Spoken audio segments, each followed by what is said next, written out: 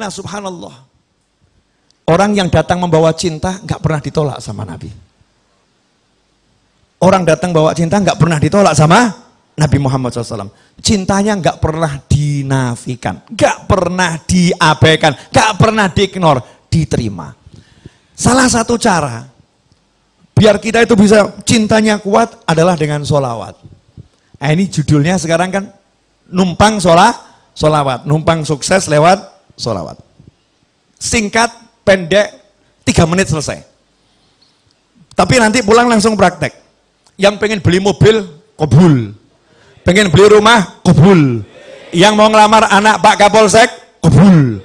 Yang mau ngelamar anak presiden, kabul. Ngelamar atau? Ngelamar, kabul. Perkara ditolak, wallahu alam. Ngelamar, ya. Tapi udah berani ngelamar gitu kan, kabul. Yang mau punya hajat A sampai Z, kabul. Yakin. Kalau jurus ini Anda pakai. Hati-hati. Akhir zaman ini ada yang menghembuskan ajaran yang mengatakan jangan cari akhirat dengan dunia dan jangan cari dunia dengan akhirat. Kamu nggak boleh pakai sholawat untuk urusan dunia. Kamu nggak boleh pakai wirid untuk urusan dunia. Kamu nggak boleh pakai yang namanya zikir untuk urusan dunia. Lihat itu, Rasul bersabda, siapa yang hijrahnya kepada dunia, dia hanya akan dapatkan dunia dan wanita yang dia nikahi. Hijrah saja, kalau nggak untuk Allah, nggak dapat apa-apa. Masya Allah, ini pemahaman sesat dan menyesatkan. Banyak dihembuskan lewat pesan WhatsApp dan mungkin juga beberapa keterangan. Alhamdulillah saya tidak mendengarkan. Halo, kok lihat saya nggak enak kenapa ini? Jadi ada orang sekarang ini suruh baca sholawat nariyah takut. Suruh baca munjiah takut. Kamu mau beli mobil baca nariyah. Ngomong, Habib, apa enggak musyrik? Apa enggak cinta dunia itu, Habib? Masa sholawat buat beli mobil? Sholawat kan buat dapat syafaat. Sholawat kan buat dapat syafaat, bukan buat dapat mobil. Masya Allah. Koplak ini. Ini gagal paham tingkat tinggi. Gagal paham tingkat tinggi. Sholawat itu jangan kamu batasi dengan satu kata syafaat. Syafaat itu salah satu bagian dari manfaat sholawat. Tapi di antara manfaat sholawat, saya jabarkan 3 menit. Perkara 3 menitnya melar jadi 30, wallahu a'lam. Boleh ya? Coba saya jawab pertanyaan saya dengan jujur. Kalau Anda pengen sesuatu urusan dunia, pengen mobil, pengen rumah, pengen punya pasangan hidup, pengen punya apapun yang ada di dunia ini, mintanya ke siapa? Mintanya ke siapa? Jawab yang keras, mintanya ke siapa? Allah, betul? Kalau Anda pengen sembuh dari sakit kepala, mintanya ke siapa? Kalau ada orang pengen sembuh dari sakit kepala, mintanya ke obat. Itu musyrik atau enggak musyrik? Musyrik. Kalau ada orang mau beli mobil, mintanya ke duit. Duit, aku mau beli mobil. Musyrik atau enggak musyrik? Musyrik. Ada orang mau sukses, mintanya dengan perencanaannya. Musyrik atau mukmin? Musyrik. Semua harus berawal dari Allah Subhanahu wa ta'ala. Sakit kepala, ada obat, pengen sembuh. Allahumma sembuhkan sakit kepala saya, ambil obatnya. Tahu ini sarana, diminum dengan minta kekuatan dari Allah. Bismillahirrahmanirrahim. Betul? Kalau mau beli mobil, minta sama Allah, ya Allah beri saya mobil. Ambil duitnya, berangkat ke toko, beli mobil. Tapi mintanya pada Allah Subhanahu wa ta'ala. Betul atau betul? Pertanyaan selanjutnya. Kamu mau beli mobil, tapi duitnya nggak cukup. Maju atau mundur?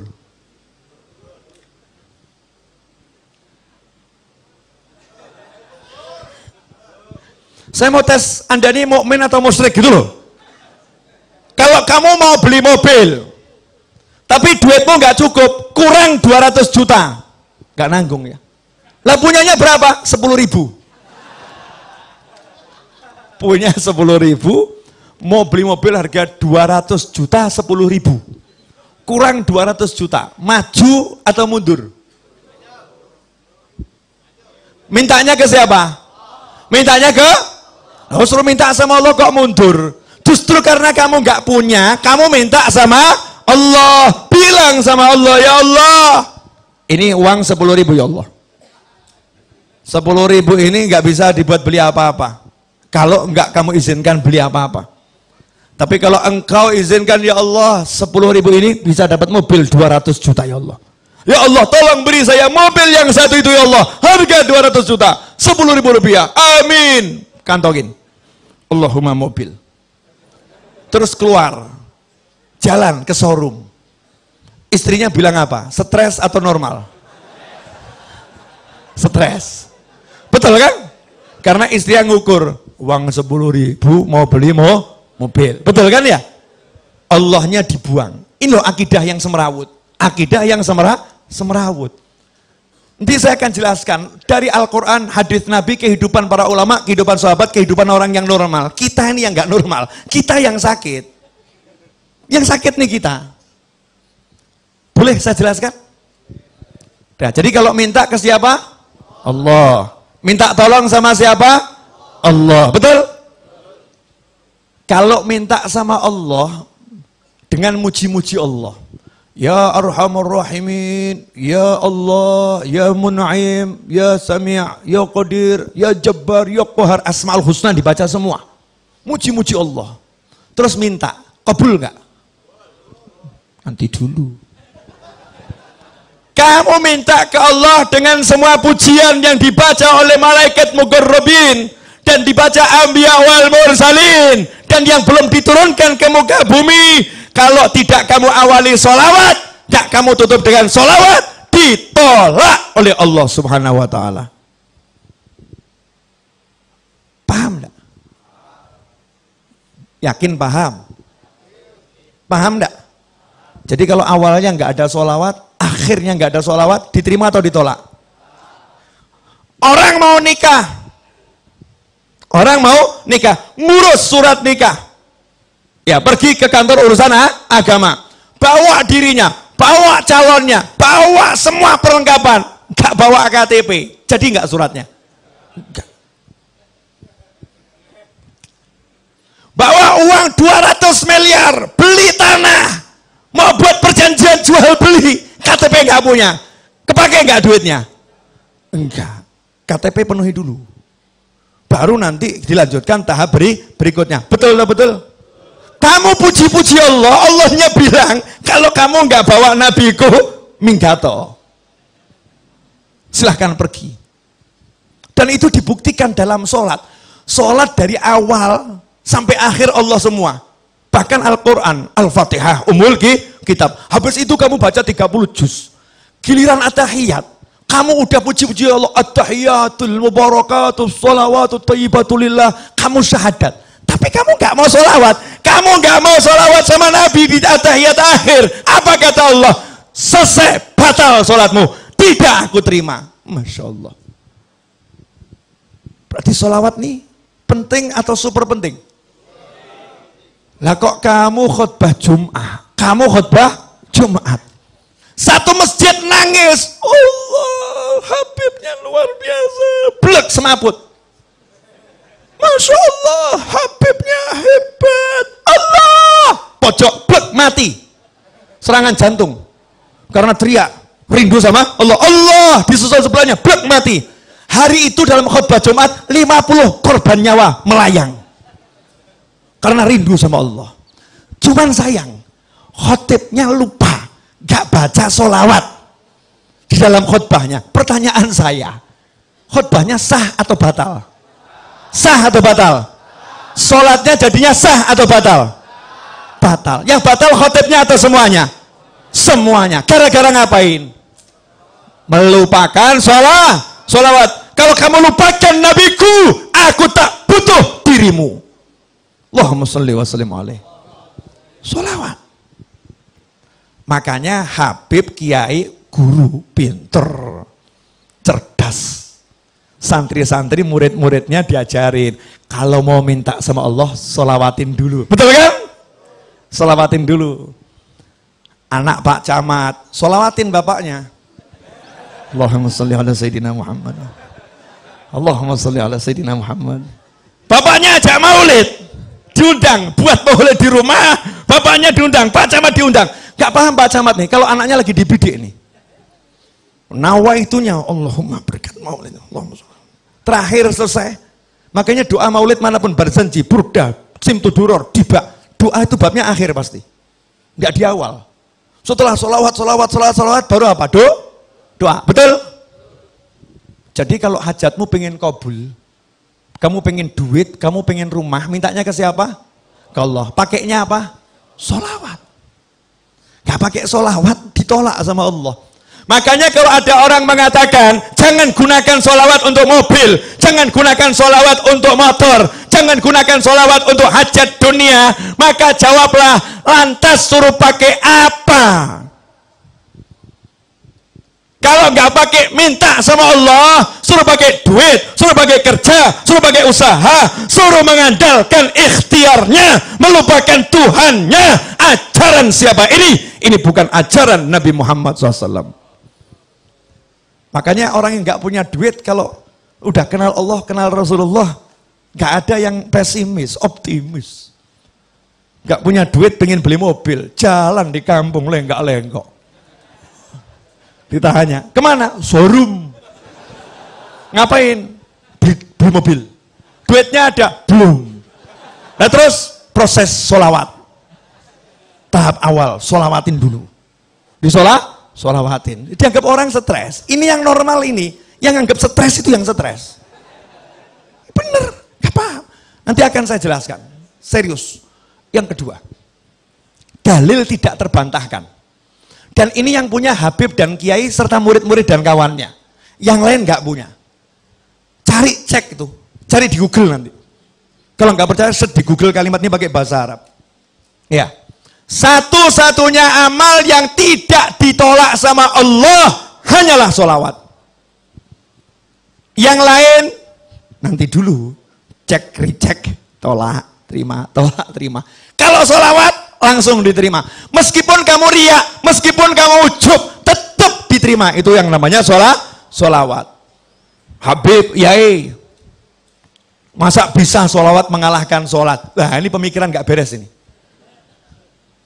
Jadi kalau sholawat bisa mengalahkan sholat, seakan-akan ini sholawat sesuatu yang salah. Nah, sholat itu ibadah, sholat itu ibadah. Kalau ada ibadah yang pahalanya memang secara khusus bisa lebih besar dari ibadah yang lain kan ya luar biasa. Dan yang namanya sholat itu bagiannya adalah sholawat. Paham? Jadi kalau nggak ada sholawat tidak ada sholat. Ini harus dipahami. Sabar. Pelan-pelan.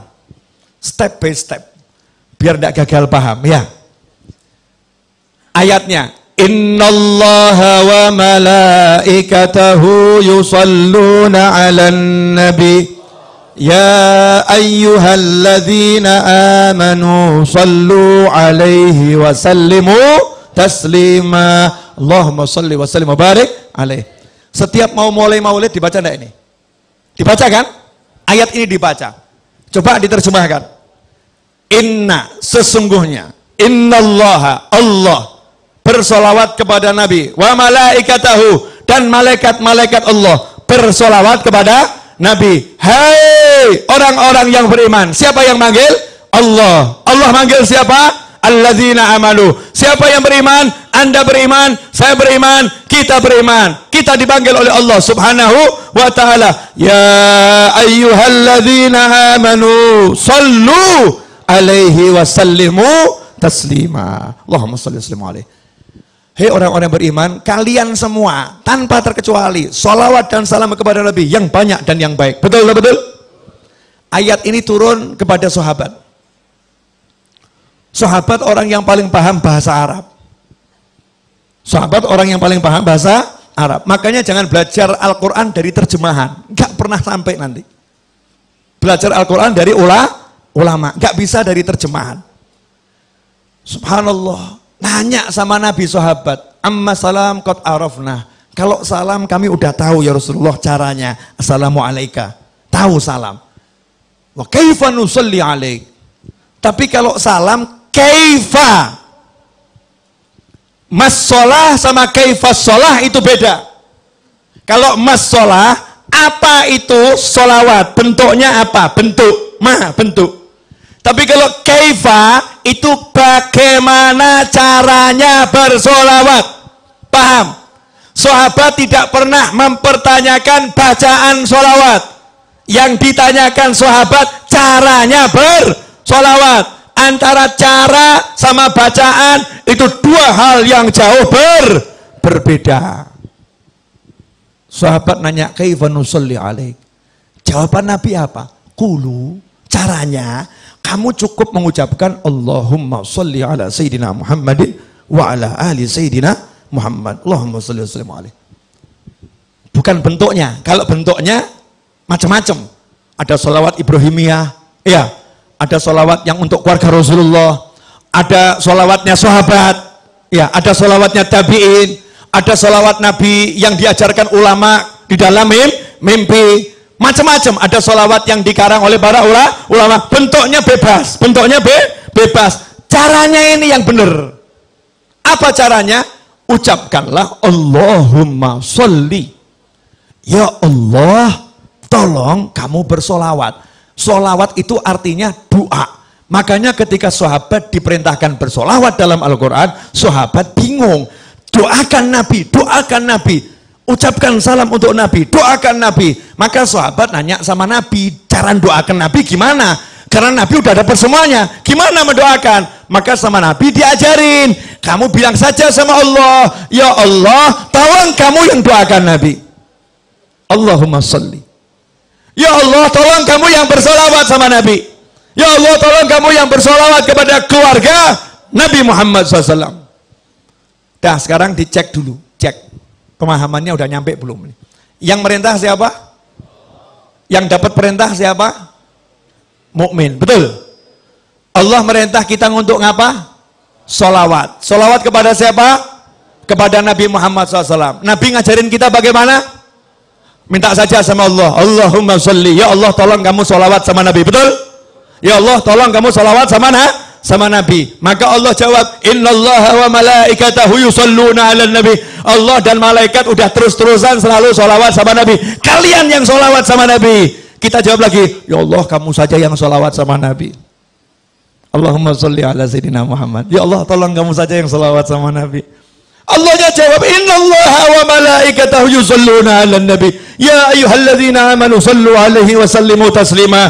Kita diajari Nabi, kembalikan ke Allah, kembalikan ke Allah. Ya Allah, tolong kamu saja yang salawat ke Nabi. Allahnya bilang, aku udah salawat sama Nabi dan terus salawat sama Nabi. Malaikatku salawat sama Nabi terus. Giliran kalian salawat sama Nabi. Kita jawab, Allahumma, ya Allah tolong kamu yang salawat sama Nabi. Pertanyaan saya, sejak kapan kamu pernah bersolawat? Pernah enggak kita bersolawat? Gak pernah. Yang ada itu kita meminta agar Allah bersolawat kepada Nabi. Pertanyaan saya, lah kalau kita minta sama Allah untuk solawat, terus yang solawat siapa? Allah. Yang solawat? Allah. Akankah Allah menolak Allah? Akankah Allah menolak Allah? Tentu tidak. Itu yang pertama. Yang kedua, kita minta kepada Allah untuk kita atau untuk Nabi? Allahumma sholli ala sayyidina Muhammad.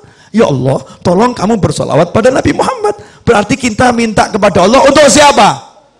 Untuk Nabi. Lah kalau ada orang minta buat Nabi, kira-kira sama Allah diterima atau ditolak?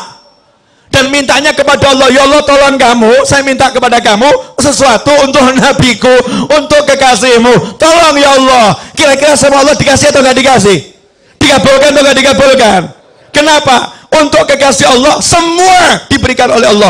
Makanya kamu riak, kamu ujub kalau minta untuk Nabi Muhammad SAW pasti diterima oleh Allah Subhanahu Wa Taala. Jelas? Nah, bagian asiknya di sini. Akhiron, bab duit. Ini sebetulnya rahasia para wali. Nggak boleh di-share seharusnya. Cuman malam hari ini dan bulan ini bagusnya di-share. Karena di Indonesia lagi banyak orang pusing. Harus dikasih ilmunya biar nggak pusing semua. biar pusingnya terarah. Pusingnya terarah. Begini loh.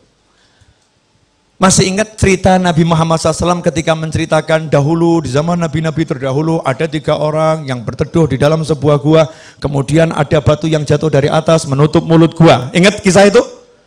Kemudian mereka berusaha mendorong batu yang besar itu, mendorong batu yang besar, mendorong batu yang besar. Ternyata batunya tidak bergerak, betul? Jangan dilanjutkan dulu ceritanya. Batu besar didorong, nggak bergerak.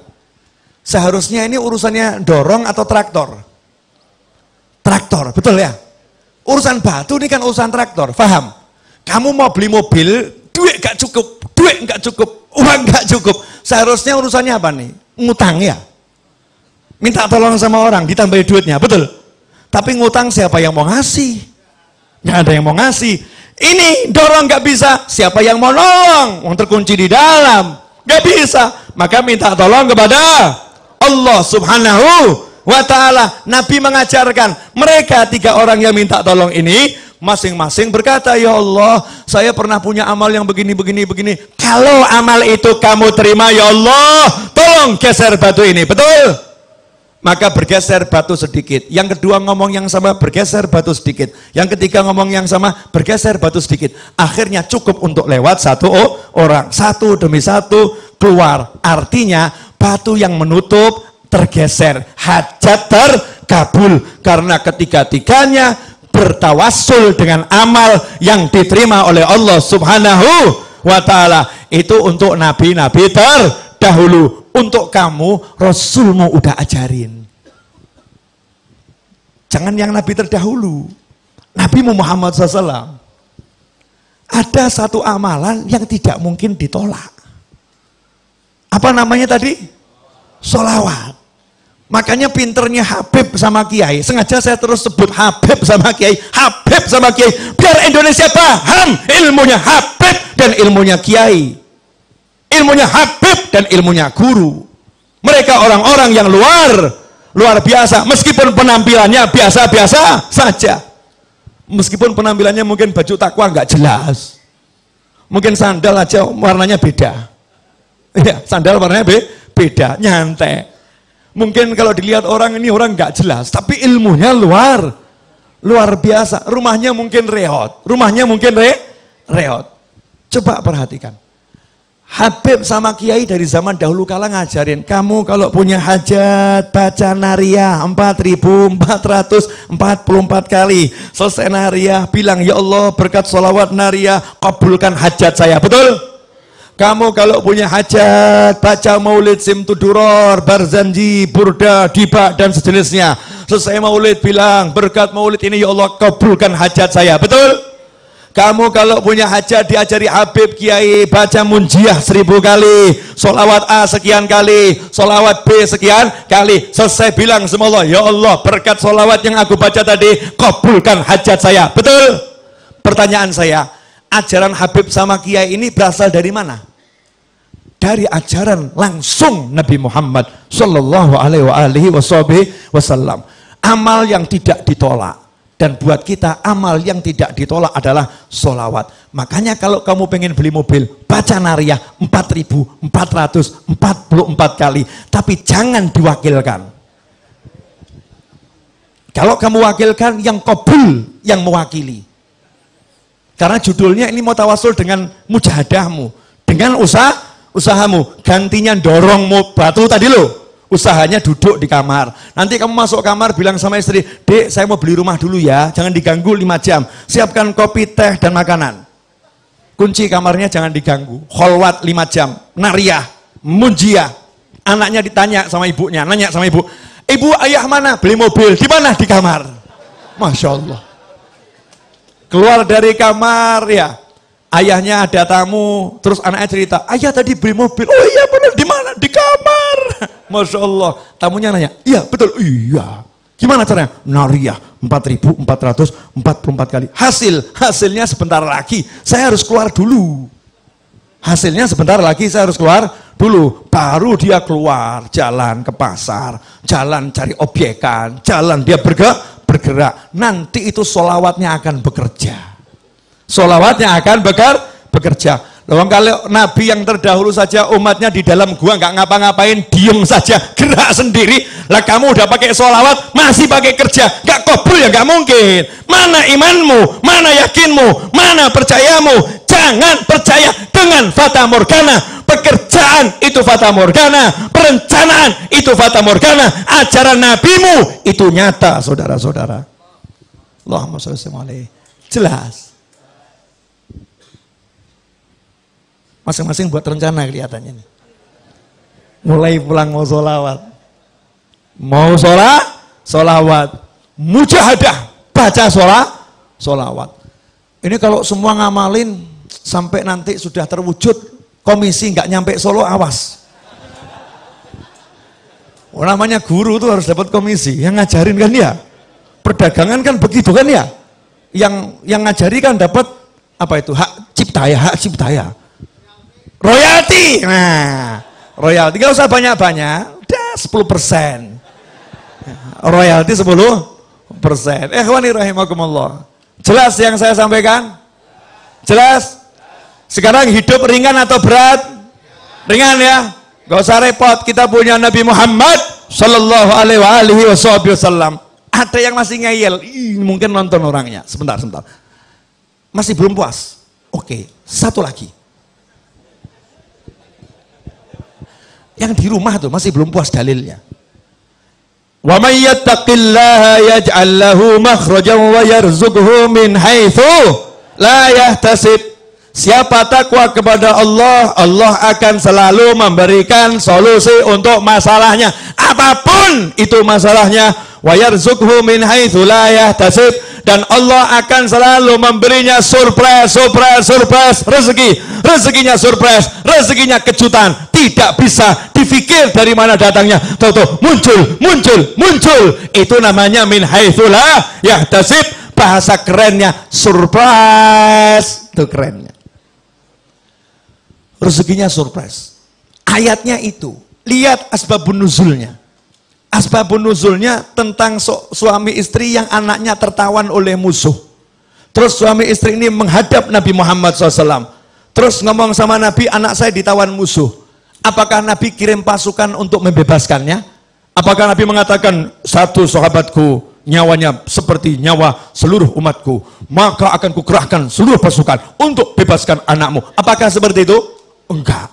Nabi mengajari, pulanglah kamu ke rumah, ajak istrimu, bacalah haula wala quwata illa billah. Maka sang suami pulang ke rumah. Sampai di rumah istrinya dikasih tahu. Apa jawaban istri yang solihah? Masya Allah, petunjuk yang luar biasa. Ini anaknya ditawan. Nabi nggak kirim pasukan. Nabi nggak kirim pasukan khusus. Nabi tidak buat perencanaan untuk pembebasan secara zahir. Tapi Nabi ngajari ngucap la haula wala quwata illa billah. Istri ini mengatakan, ini cara yang paling hebat. Ini petunjuk yang luar biasa. Sekarang suami pergi ke tempat kiai, pergi ke tempat habib, penuh dengan yang namanya masalah, kemudian diajarin Kiai Habib, baca Simtudurur di rumahmu setiap malam Jumat, akan selesai masalahmu.